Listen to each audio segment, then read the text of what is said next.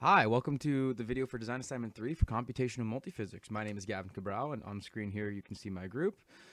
So this time around, we were given a supercapacitor with fixed parameters of length, thickness, density, and permittivity of the two parallel plates and the dielectric that sits in between them. And the widths of the plates and the dielectric were mutable.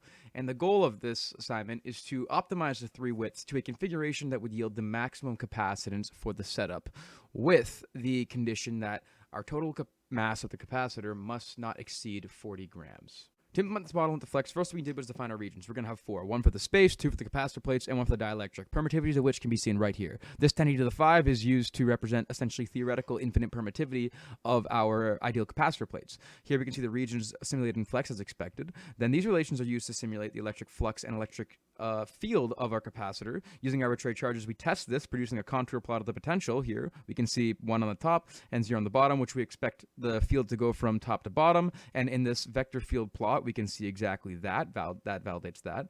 And then these relations are used to compare theoretical capacitance with measured of our simulation. And then when we compare both of these, we see, again, consistent results. Now, to produce a higher accuracy simulation with lower computing time, we're going to use symmetry planes down the center here. And then we construct a relation for the dielectric width in terms of the widths of both the plates, and in conjunction with the 40-gram mass limit to produce this relation here in Maple, which is then used to test right here. And we can see the total mass is indeed 40 grams. And that validates that.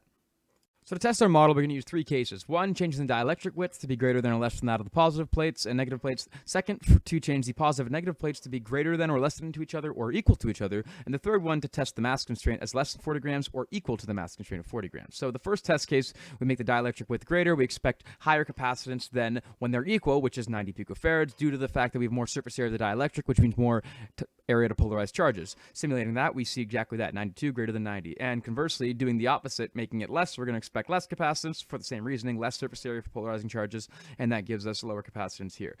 Moving on, based on this, we expect that when the dielectric is smaller, we're going to have smaller capacitance. So making the positive plate greater is going to mean we're going to have a smaller dielectric because more mass is being put towards a positive plate, and that's going to give us smaller than 90, which we see here. Doing the same thing with the negative plate, making it greater than that of the positive plate, we expect a smaller capacitance than when they're equal, which again, we see as 23. And then we make them all equal to each other, positive and negative plates, we get 42, which is greater than both the other cases, meaning that we expect our final optimized solution to have similar widths of both positive and negative plates. Now moving on to the final test case, when we make the mass less than 40 grams, we get 40 picofarads capacitance. And when we use the maximum constraint as 40 grams, we get 42.8 picofarads. So this tells us a trend that capacitance will increase with increased mass. So we're going to want to use all 40 grams in our test kit, in our simulations. So to optimize the program, first we import our libraries, then initialize our empty lists. Here's the flex code as seen so that Python can access it later.